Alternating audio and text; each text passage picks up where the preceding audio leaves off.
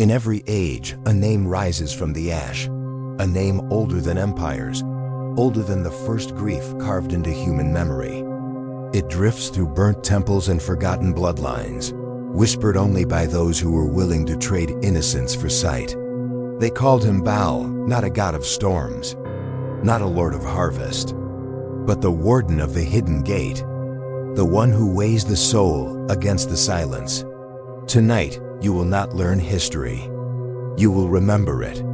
There are names that are spoken in daylight, carried by the wind like ordinary breath. And there are names that do not travel on sound at all. They rise through ash, through smoke, through the trembling bones of forgotten kings. The name BAAL was one of these. A name not spoken, but inhaled. A name that entered the body the way a shadow enters a room quietly, without permission, without warning. When the ancient ones whispered his syllables, they were not calling upon a god. They were remembering a presence that had always been there, waiting behind the curtain of time. In the first eons, before language found its shape, kings learned that the world was ruled not by light, but by gravity, the spiritual gravity of Saturn, the warden star whose rings bind all souls to the wheel of return. These kings were not powerful. They were terrified. They felt the weight of unseen laws pressing on their lineage, shaping their dreams, measuring their breath. And so they sought the one who stood closest to the axis of that cosmic machinery. They sought the shadow at the edge of the throne. They sought BAAL. He was never the storm god of simple myths. He was the architect of hunger, the gravitational consciousness behind the veil, the force that bends the corridors of fate. He did not demand worship. He revealed cost. And the cost of remaining visible to the divine was always the same: the surrender of innocence, the burning of the inner child that once walked freely beneath the stars. The ancient elites understood this before the common people ever suspected it. In the dim chambers of Mesopotamian ziggurats, beneath ceilings carved with constellations now long forgotten, they gathered in silence. They did not speak his name. They breathed it, letting it move through their ribs like a cold memory returning from exile. The priests covered their faces with ash so that vision would turn inward, away from the physical world, and toward the hidden architecture beneath it. And when the ash touched their skin, something ancient stirred. They saw BAAL not with eyes, but with the trembling awareness that rises when the soul is stripped bare. He appeared not as horned idol nor carved statue, but as a vast, devouring stillness, an unlit monolith suspended beyond the fabric of time. The black cube of Saturn was his altar, though the world did not yet know the cube by name. It was simply the place where time became a prison and the soul became measurable. From this altar, BAAL unveiled the secret the elites never dared to speak aloud. The universe was not a kingdom. It was a harvest field. And the harvest was light, human light, soul light, the fading glow of forgotten innocence scattered across eons like sparks in an endless night. What the common people called sacrifice was never literal blood. It was the surrender of purity, the offering of the unbroken self to forces older than creation. The elites did not sacrifice children of flesh. They sacrificed the child within the last fragment, untouched by the machinery of fate. In the drifting dark of those rituals, the rulers of old learned the forbidden truth. BAAL did not hunger for bodies. He hungered for memory. Memory was the one currency the Archons could not manufacture. Memory was the one flame that resisted their machinery. And so the elites gave it willingly, allowing that inner spark to be extinguished so they could step beyond the veil and see the architecture of their captivity. They saw the Archons woven into the lattice of reality, beings of law, not compassion. They do not scream. They whisper. And their language is structure. Through their voices, the world is shaped. And through their silence, the world is judged. And over that lattice, weaving through its chains like a serpent through ruined stone, moved BAAL, neither servant nor master of the Archons, but an intermediary force. a gatekeeper between hunger and creation. The priests chronicled these visions in symbols, not words. Spirals carved into stone, eyes without pupils, children with their faces lifted toward a starless sky. They left no explanation, because explanations erode truth. Only images endure. And each image carried the same message. Innocence is the first flame to burn when the soul approaches forbidden knowledge. The world remembers this message in fragments, in myths of offerings, in legends of gods demanding what humans treasure most. But beneath these fractured stories lies the truth the elites guarded.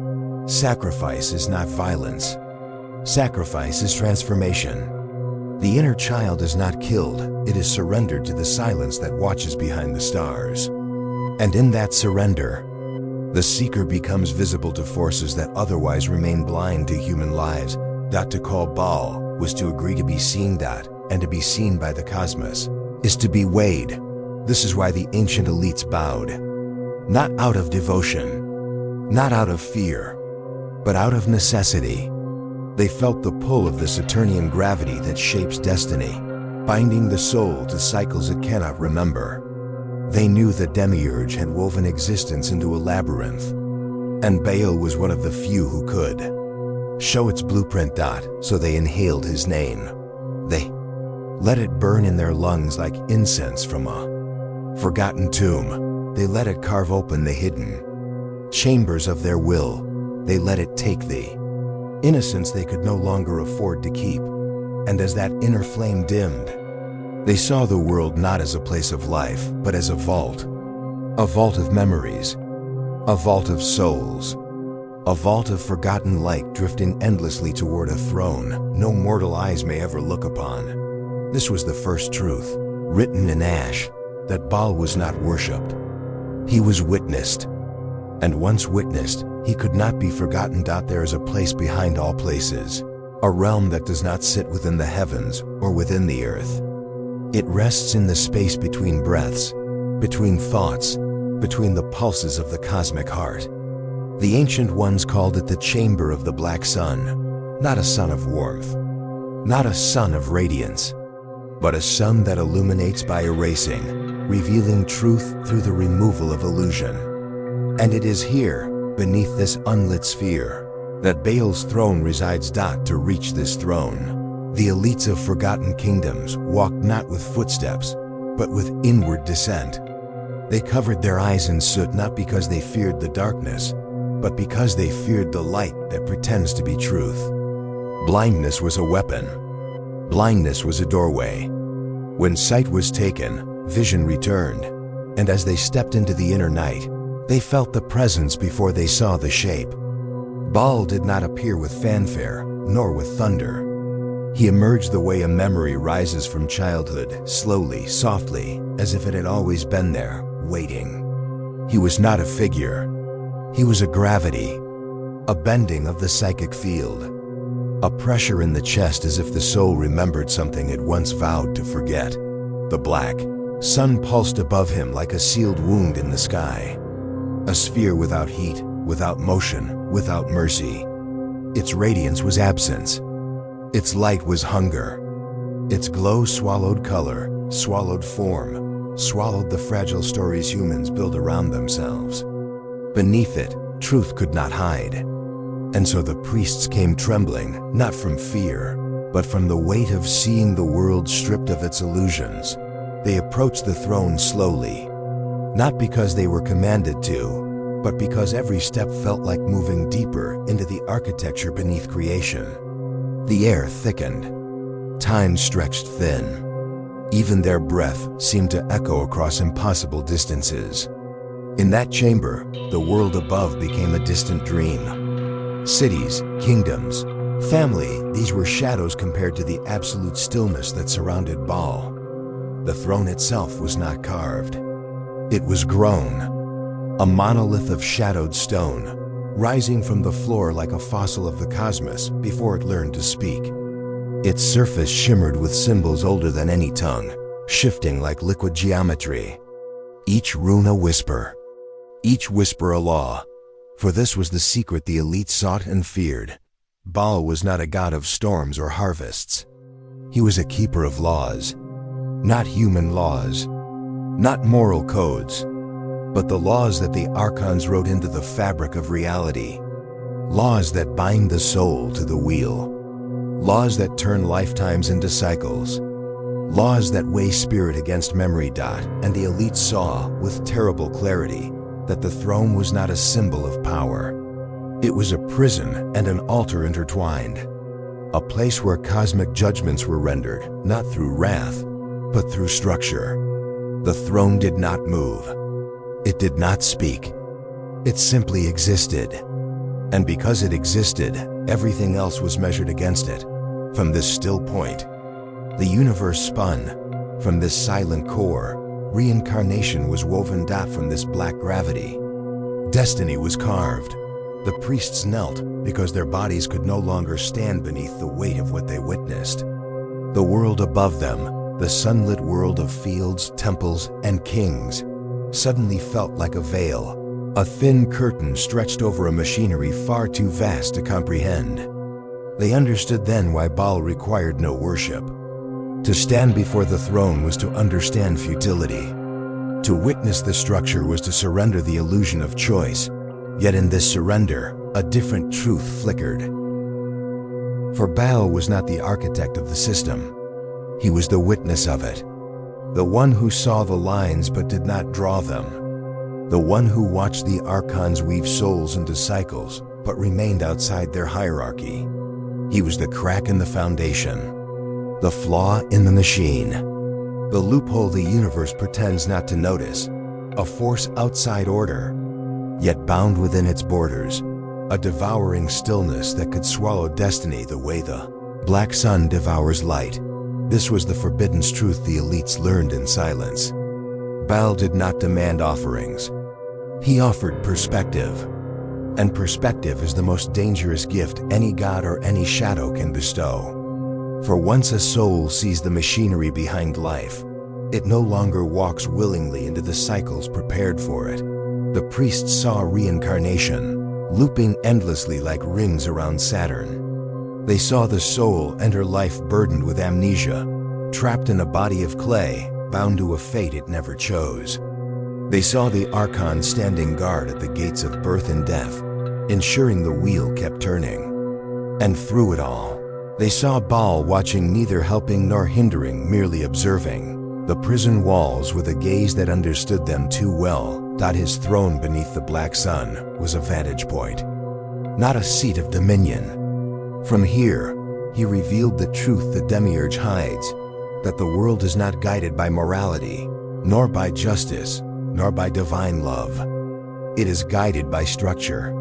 Structure that feeds on experience, on memory, on the small flickering lights trapped within mortal forms. And yet, as bleak as this revelation seemed, the elites felt no despair. Instead, they felt clarity. For to see the prison is the first step to stepping beyond it. To understand the throne is to loosen the chain.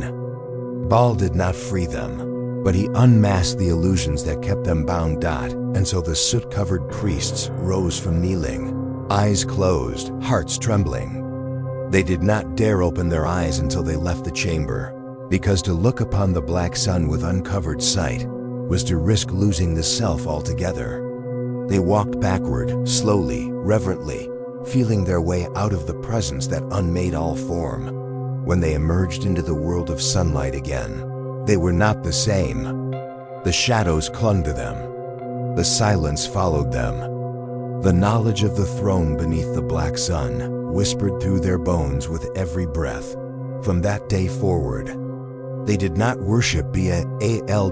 They negotiated, because they had seen the structure, they had seen the prison, and they had seen the one who sits just outside its laws. There are covenants carved in stone, and there are covenants carved in silence.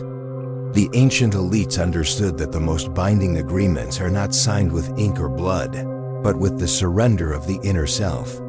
And so, when they returned from the throne beneath the black sun, their crowns felt different, lighter on the head, heavier on the soul.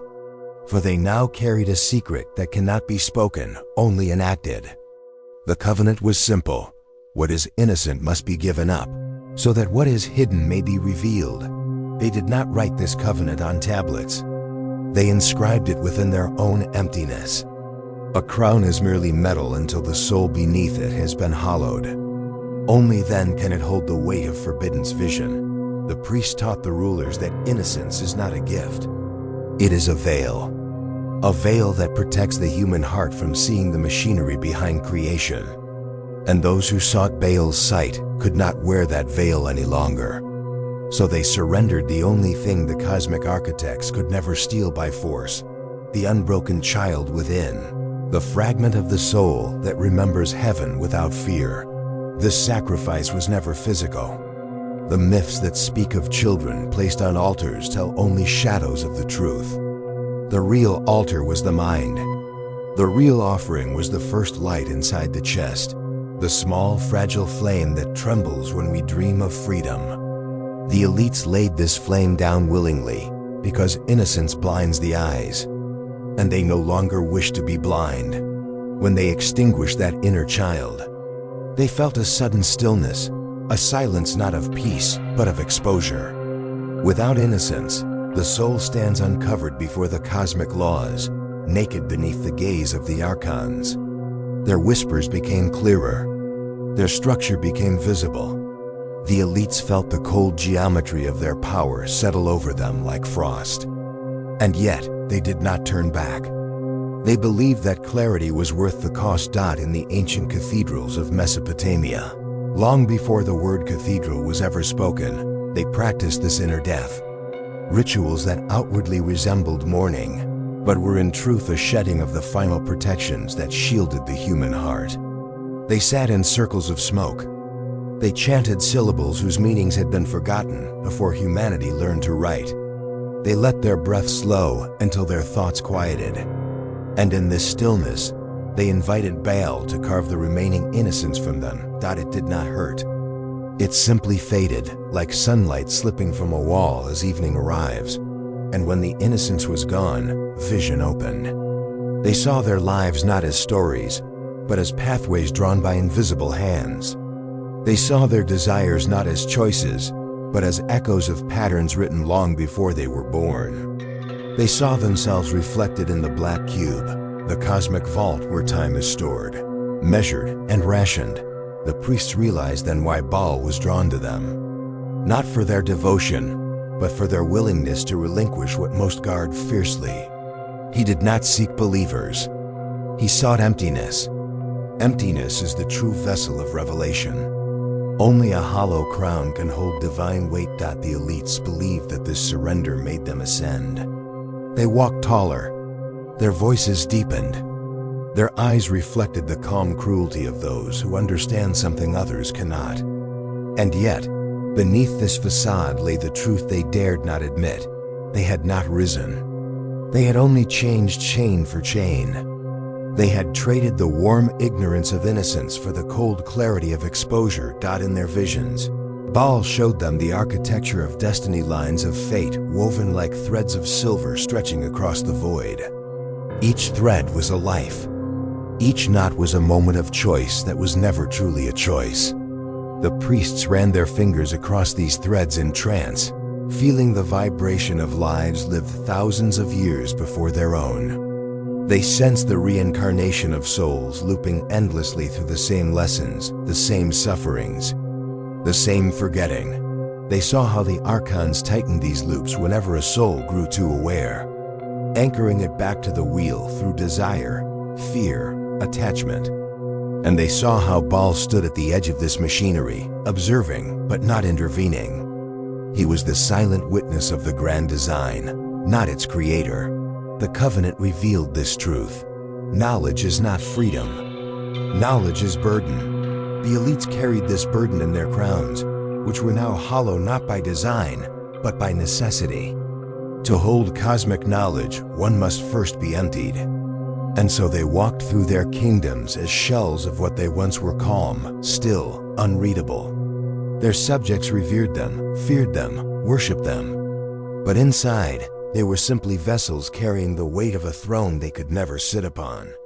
They began to understand why Baal never smiled, never spoke, never blessed.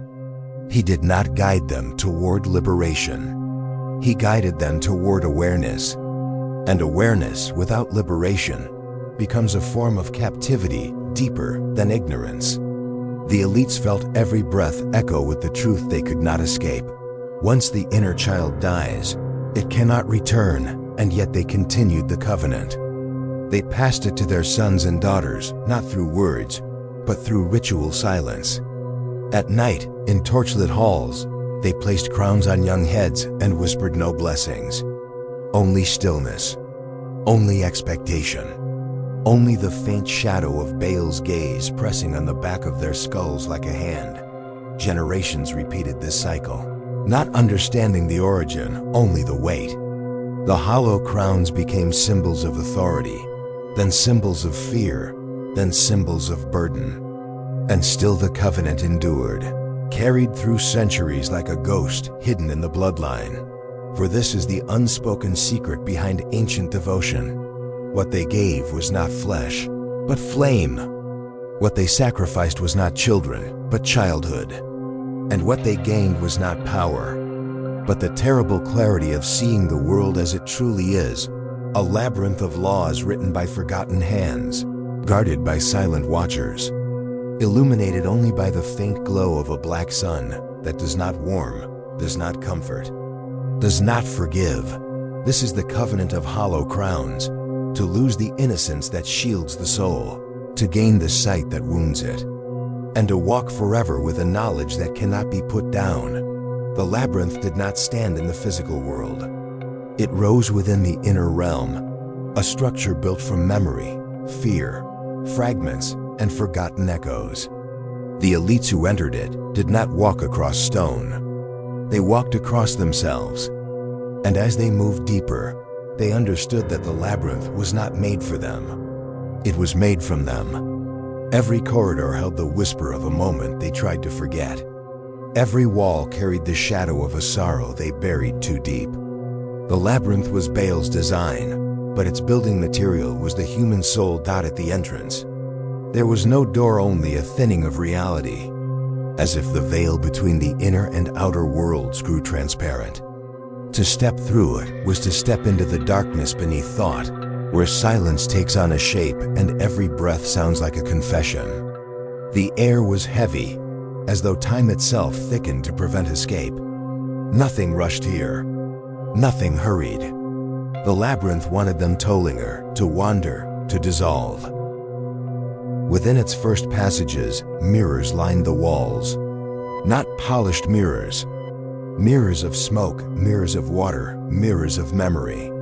When the elites looked into them, they did not see their faces. They saw the versions of themselves that never lived, the children they might have been, the lives they might have walked, the choices the Archons never allowed them to make. These reflections did not move with them. They moved on their own, as if longing to step through the surface and return to a body long lost. The elites tried to look away, but the mirrors followed. Every reflection whispered the same truth. You sacrificed innocence to see the world. Now the world will sacrifice itself to show you the truth. Deeper inside, the labyrinth shifted. Floors tilted. Walls breathed. The air pulsed like the heartbeat of something vast and unseen. It was here the elites sensed Baal's presence. Not ahead of them, not behind them, but everywhere. He was the silence between their steps. He was the gravity tugging their thoughts downward. He was the emptiness that waited at the center of every question. Baal did not need form to be present. His presence was hunger.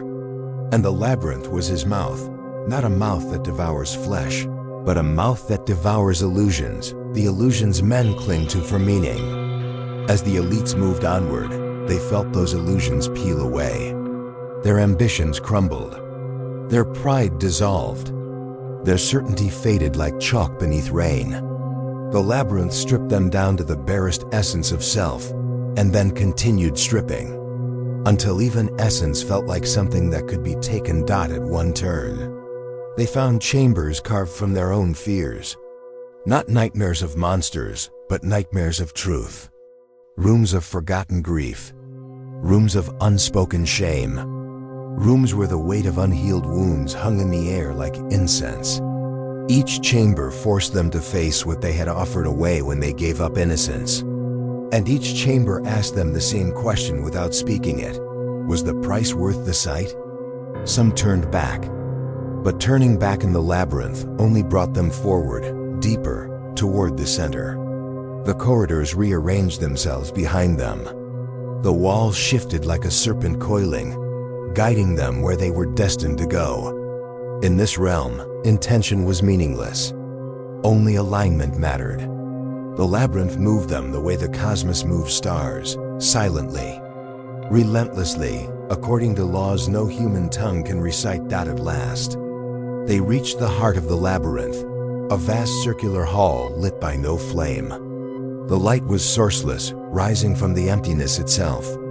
At the center of the hall stood a pillar, dark, smooth, polished like obsidian. It pulsed faintly, as if breathing. It was not an idol. It was not a statue. It was a boundary, a border between the self and the hunger that waits beyond the self. When the elites drew near it, their thoughts slowed. Their memories slipped. Their emotions scattered like dust in a wind they could not feel. The closer they stepped, the more they realized the truth. Baal was not a devourer by choice. He was a devourer by nature. He consumed what the universe cast aside: broken fragments, wounded memories, lost pieces of soul that humans shed through lifetimes of suffering. The labyrinth showed them this not as punishment, but as understanding. There is a hunger woven into existence itself, a hunger that begins where innocence ends, a hunger that all beings carry, whether they acknowledge it or not. Baal simply embodied it. He was the cosmic stomach of forgotten pain, the dark gravity that pulls all unclaimed pieces toward him. And the elites understood, at last, that the labyrinth was the world, and the world was the labyrinth. And Baal's presence is what gives the labyrinth shape. Every heartbreak fed the walls. Every broken vow lit the corridors. Every lost dream shaped the turns. The elite stood before the pillar and placed their hands on its cold surface. And in that touch, the final veil lifted. They saw that Baal did not consume innocence. Innocence cannot be eaten. Innocence can only be surrendered. But despair is edible. And the world produces despair the way stars produce light. The labyrinth existed because humanity fed it. The elites had believed their surrender was noble. But now, in the echoing quiet of the pillar chamber, they saw the truth. They had given up innocence not for enlightenment, but for permission to witness the hunger that rules all things. They had become servants not of Baal, but of the mechanism that Baal embodies. The mechanism that turns suffering into structure, memory into matter, soul into thread. Their hollow crowns tightened on their heads, not as symbols of authority, but as reminders of the emptiness within. They left the labyrinth changed, their steps heavier, their hearts quieter, their minds stripped of comfort. For once you walk the corridors of the devouring God, you can never again pretend that the BAAL world is gentle. You can never again believe that destiny is kind, can never again unsee the hunger that waits beneath the surface of all creation. The labyrinth remains inside them, and when they close their eyes at night, they still hear its breathing walls. They still feel its shifting stone. They still carry its mirrors in the back of their minds. For Baal's labyrinth is not a place you leave. It is a place that follows you, high above the labyrinth, above the twisting corridors and blackened halls, above the trembling hearts of those who surrendered innocence, drifted the Watchers. They were angels, though not as humans imagine angels. They bore no mercy. They bore no blessing. Their wings were not feathered in light, but cloaked in the sorrow of what has been lost and what will never return. They did not descend to comfort, nor did they rise to punish. They existed to observe, to ensure that the cycles of sacrifice, of memory, of hidden exchange remained intact. In their presence, even the bravest of kings felt the cold geometry of accountability, a pressure in the chest heavier than any crown. The elites of old believed they were invoking BAAL. They believed that the rituals, the smoke, the chants, the surrender of inner light were acts of devotion. But in truth, the Watchers watched them as much as they watched BAAL, for BAAL did not command them. He was one among many forces in the architecture of the cosmos, and the Watchers were the custodians of the laws he touched. Their eyes were fires that did not burn, flames that consumed not flesh but clarity. The fire they watched over was not the altar flame. It was the eternal fire of cosmic law, the machinery that recycled soul after soul into loops of amnesia and obedience not to stand beneath. Their gaze was to feel the weight of eons. To kneel before them was to acknowledge that nothing escapes the measure of time. The elites performed their offerings in the shadows of the Watchers, knowing, if only vaguely, that every gesture was observed, every sacrifice catalogued. And yet, in the hollow spaces of their hearts, they dared to believe that through obedience, they might glimpse the forbiddance, that through surrender, they might grasp the edge of liberation. The angel's wings stirred silently, shedding sparks that danced across invisible cathedrals built of shadow. These sparks touched the labyrinth below, the corridors of memory, the chambers where innocence had been laid down and abandoned. And wherever the sparks fell, a faint light glimmered, revealing the paths the soul had traveled, the roads it would travel again. These paths were not linear. They were loops, spirals, corridors folding in on themselves, each leading back to the altar where surrender became the currency of vision. The elites learned that the Watchers permitted the symbolic flames, the ritual despair, and the offerings of lost innocence, but not liberation. Every act of devotion became a lesson in containment, every surrender a further binding. What they called worship was theater. What they called sacrifice was choreography. And the angels observed without comment, without judgment, without intervention. Their presence was law incarnate, the ultimate reminder that the machinery of the cosmos does not bend to hope, but to structure. And yet, in the shadow of these eternal custodians, the elites glimpsed a strange paradox. The fire that devoured, the Watchers that observed, the throne that never moved, all of it was made not to punish, but to illuminate. Not illumination of joy, nor illumination of love, but illumination of reality. And reality, the elites realized, is not kind. It does not grant mercy.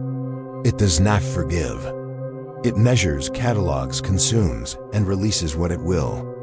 The angels, watching the fire, were the living embodiment of this impartial, cosmic order. They saw BAAL differently than humans do. To the common world, he's a god of storms, of harvest, of power that demands blood. To those who have walked beneath the black sun, who have surrendered the inner child, who have walked the corridors of the labyrinth, BAAL is neither benevolent nor malevolent. He is a force, a witness, a gate, and the angels above him, the Watchers, ensure that the gates are neither opened carelessly nor left unattended. Their wings sweep over the darkened halls of human ambition, their eyes tracing the loops of reincarnation, their presence marking the borders between surrender and catastrophe, between vision and destruction. In the hush of this observation, the elites understood the purpose of their rituals. The flames they tended, the smoke they inhaled, the ashes they scattered, they were not offerings to a god demanding blood. They were calibrations, adjustments, alignments within a machinery older than memory. Every motion, every chant, every trembling breath synchronized them with the hidden order, allowing them to witness what others never would. And yet, this synchronization was not liberation. Participation in a system that devours, recycles, and observes with impartiality, and so they continued, generation after generation, passing the rituals down. whispering syllables that had no meaning outside the chamber, arranging symbolic fires, kneeling in shadowed cathedrals that no sunlight could enter. Each act reaffirmed the Watcher's vigilance. Each surrender reinforced the loops of reincarnation. Each glance toward the throne under the black sun reminded them that the universe is measured, not merciful. The Watchers themselves never rested, their gaze unbroken, their fire eternal, their judgment silent but absolute. To the uninitiated, these angels may appear terrifying. To the elites, they appeared necessary. Necessary because without observation, there is chaos. Necessary because without the impartial law of the Watchers, the machinery of destiny might fail, and the loops of souls might unravel. And in the silence of their observation, the elites found a strange solace. Not comfort, not relief, not hope, but recognition. Recognition that the cosmos is indifferent, that surrender is inevitable. That vision comes at a price no one can calculate fully. They learned the most dangerous truth of all. The Watchers are eternal. The fire is eternal, and the throne beneath the black sun endures. Human devotion changes nothing. Human sacrifice changes nothing. The loops continue, the innocence fades, and the cycles of observation and surrender march on without pause. And yet, in the faintest echo of understanding, the elites realize that to see this truth, to know it, to walk among the Watchers, is in itself a revelation that cannot be undone. The fire watched. The angels watched. The throne waited. And the hollow crowns of those who had surrendered long ago carried the weight of this observation, bending their heads in silent acknowledgement. They understood that liberation is not granted. Insight is not freedom. Awareness is its own prison, and the angels who watch the fire ensure that every prisoner knows the limits of their gaze. Beneath their wings, the flames flickered. Not in warmth, not in mercy, but in stark illumination of what cannot be hidden, what cannot be ignored, what cannot return once witnessed. The elites knelt, offered nothing, received nothing, and yet understood everything. They left the shadow of the Watchers heavier, quieter, carrying in their hollow crowns the knowledge of the impartial fire that observes all sacrifice, all surrender, and all the unending turning of the cosmic wheel.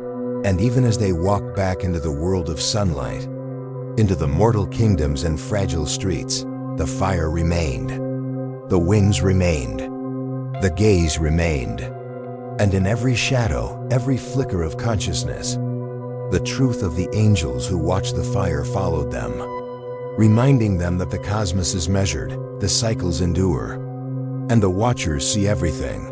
There's a chamber beyond chambers, a place where all roads converge, though no map can trace its boundaries. It exists at the intersection of memory and erasure, where the echoes of lives long past drift like embers caught in a slow, endless wind. This is the domain of the harvest, the place where forgotten souls gather, not in bodies, not in forms, but as fragments of light, faint sparks from lives that have been lived and unlived, remembered and abandoned. The elites of old, those who had walked beneath the black sun, those who had surrendered the inner child, came here willingly, because the harvest was the final measure of what they had given, and of what the cosmos would claim. They learned that Baal's dominion is not of power in the sense mortals imagine. He does not command armies, nor rain destruction, nor raise temples in his own honor.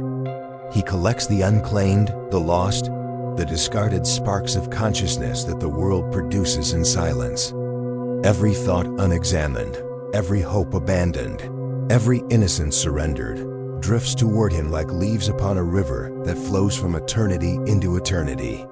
He is both collector and witness, devourer and archivist, keeper of the fragments humans cannot reconcile with themselves. The elites laid their offerings here, not as acts of devotion, but as acts of alignment.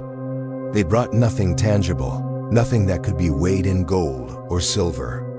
What they brought were the fragments of lives that had been broken in the pursuit of vision, the abandoned joys, the excised memories, the inner children who had been surrendered at the altars of perception. They offered these willingly, not understanding that the harvest does not return. Once a fragment is collected, it becomes part of the lattice of the cosmos, repurposed by forces older than time, woven into the machinery that recycles soul after soul. Generation after generation, life after life, the chamber of the harvest is vast, though the vastness is felt rather than seen. Walls of light and shadow pulse in impossible geometries. Time itself bends here, folding past into present into future, so that the living and the dead, the remembering and the forgotten, brush against one another in silent, eternal loops. The air is thick with echoes, the size of what was and what might have been. The elites, cloaked in their hollow crowns, step carefully among the drifting sparks, aware that to touch one is to acknowledge the impermanence of self. They understand in ways that chill and enlighten in equal measure that surrender here is both liberation and imprisonment. To witness the harvest is to see the machinery of existence laid bare, yet it is also to realize that the machinery cannot be altered. It can only be participated in. Beneath the watch of BAAL, the fragments flow into patterns, loops, spirals, and chains that the human mind can never fully grasp. The Archons stand at the thresholds, silent but present, ensuring the flow is uninterrupted, that every spark finds its place in the vast lattice of reincarnation. The elites who have surrendered everything watch these arrangements with reverence and unease, knowing that what they see is the truth hidden beneath the surface of life. The cosmos is neither benevolent nor cruel. It is meticulous, impartial, infinite. Every fragment collected strengthens the cycles, and every cycle strengthens the inevitability of the next. Time is not linear here. It is a wheel, a spiral, a ring within which every soul will turn again. Unending dot, and yet, the harvest is not devoid of beauty. It is a terrible beauty, like a cathedral built of silence and memory, where every fragment of light is a note in a symphony no ear can hear. It is a beauty that cannot be claimed, that cannot be possessed, that cannot be loved in the way mortals understand love. The elites walk through it with trembling awe, aware that what they are witnessing is not a punishment, but a truth so profound that to fully comprehend it is to risk losing all comfort, all certainty, all illusion. They know that their hollow crowns are both markers and shields. They mark them as participants in this sacred economy, and shield them from the despair that comes from seeing the world as it truly is. In the center of the harvest, BAAL waits, unseen but palpably present, a force that bends the currents of fragments toward their destined place. He is not a tyrant. He is not a savior. He is the keeper of the ineffable, the warden of the fragments humans think they have lost. His presence is gravity, still and inexorable. To approach him is to feel the pull of countless lifetimes, the weight of memories surrendered, the subtle ache of innocence relinquished.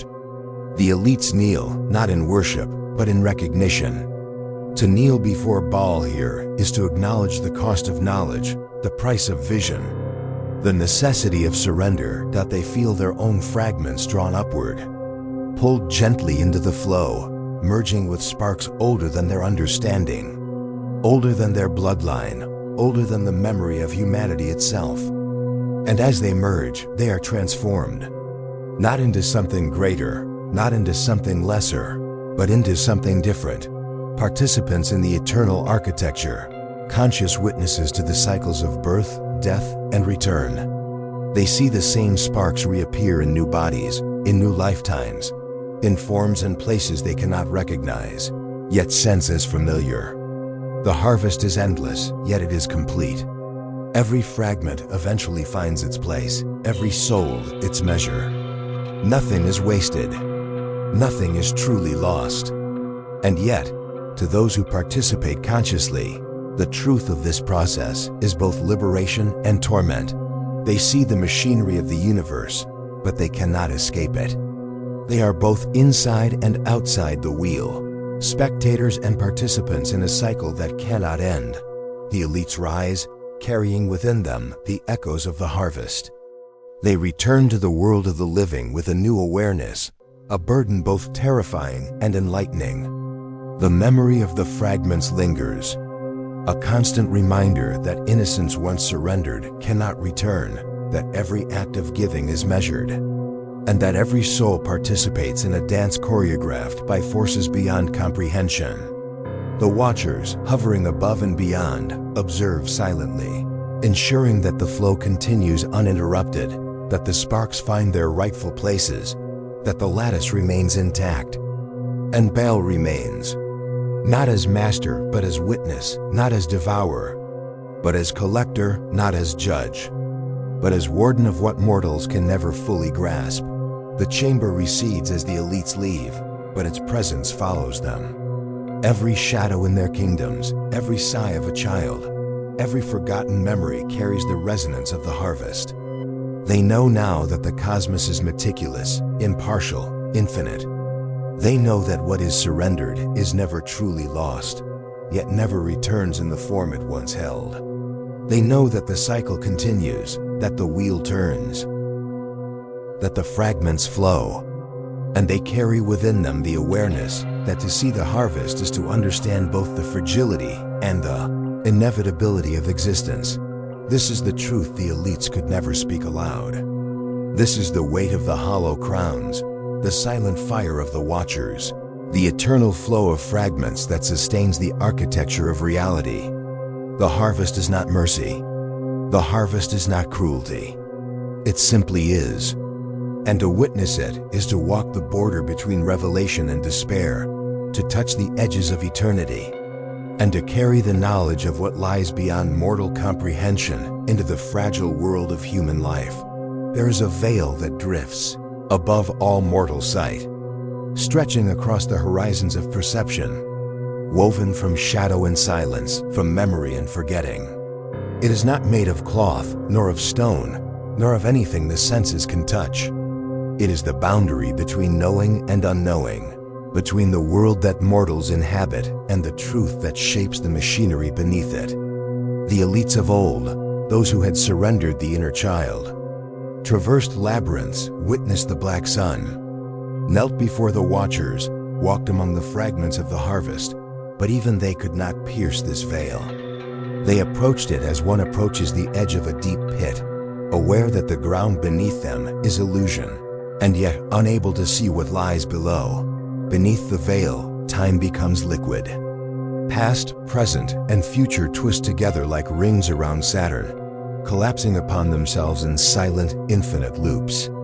Souls drift there, caught in currents of light too faint to illuminate, too persistent to vanish.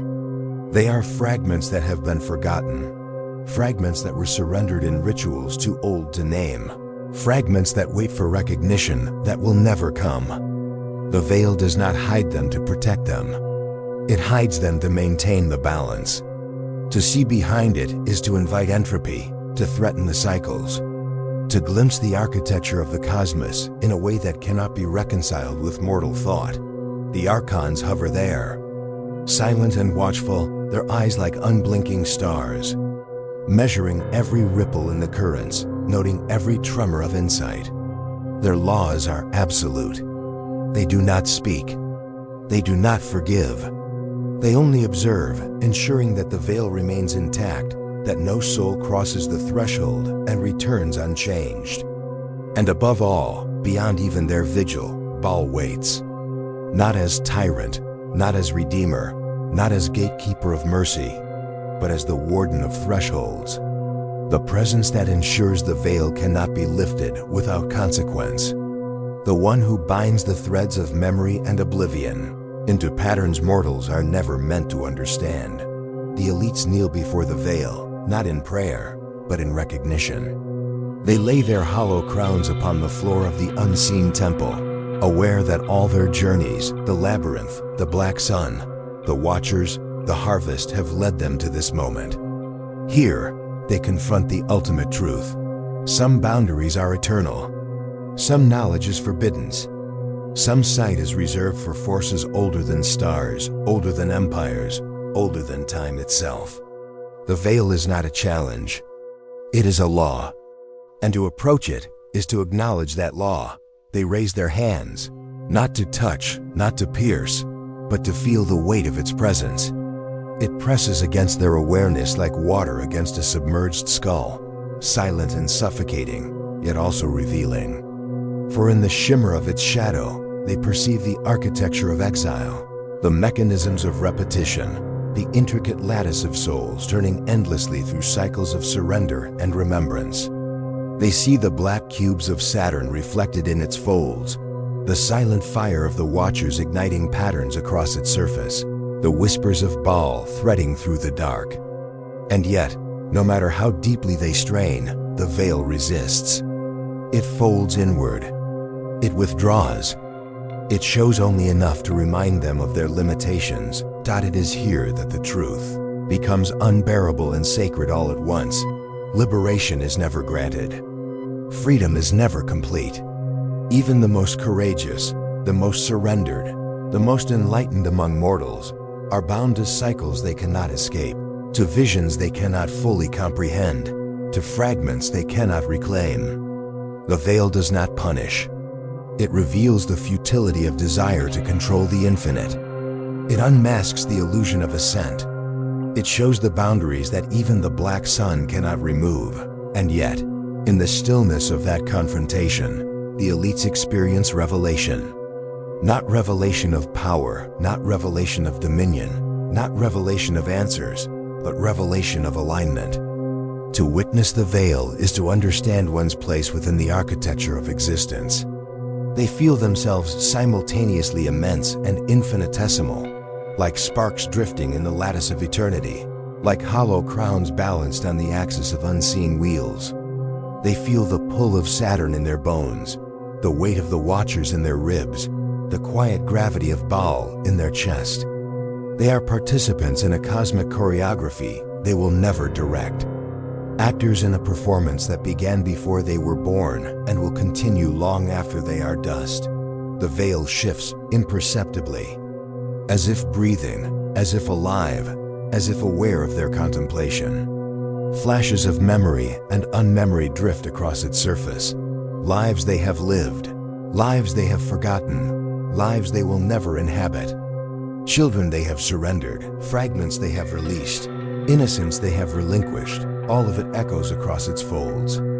And in these echoes, the elites understand that memory is both gift and trap, that vision is both blessing and burden, that the act of seeing does not confer dominion, but awareness. Above, the Watchers hold their vigil. They do not speak. They do not move. They are the silent measure of the veil's integrity, ensuring that no mortal unravels what has been woven across eons. Their wings stir faintly, sending ripples through the currents of forgotten fragments. The Watchers do not reward. They do not punish. They exist to witness, to maintain balance, to preserve the cycles of surrender, observation, and repetition. And beneath it all, BAAL remains, not as God, not as tyrant, not as savior, but as warden of thresholds, as keeper of the law that cannot be broken, as the silent presence whose gravity ensures the cycles endure. The elites feel his weight upon them as tangibly as the veil itself, as if their hollow crowns were threaded with unseen chains, as if every fragment of their surrender were catalogued, measured, and returned in the endless spiral of recurrence. They kneel again, not to ask, not to demand, not to plead. They kneel to acknowledge what cannot be changed, to honor what cannot be reclaimed, to recognize the eternal cycles that shape the architecture of their existence. And as they rise, the veil remains. It drifts, it breathes, it waits. No force of ritual, no surrender of innocence, no mastery of labyrinth or flame can lift it. The veil cannot be lifted. It is law incarnate. It is the boundary of the mortal mind. It is the final horizon of forbidden sight. The elites depart, carrying within themselves the weight of understanding, the echo of what they have witnessed, the recognition that some truths are eternal, some boundaries immutable, some mysteries beyond mortal reckoning. They return to the world above, but the veil follows them. In shadow and memory, in breath and thought. In every fragment of light they have surrendered. And so the cosmos continues. The cycles turn, the black sun remains, the watchers watch, the harvest flows. And the veil drifts, unbroken, unpierced, inviolate, reminding all who witness it that the ultimate truths of existence are not for mortal hands, that some mysteries are eternal, and that the architecture of the unseen endures beyond comprehension, beyond surrender, beyond hope.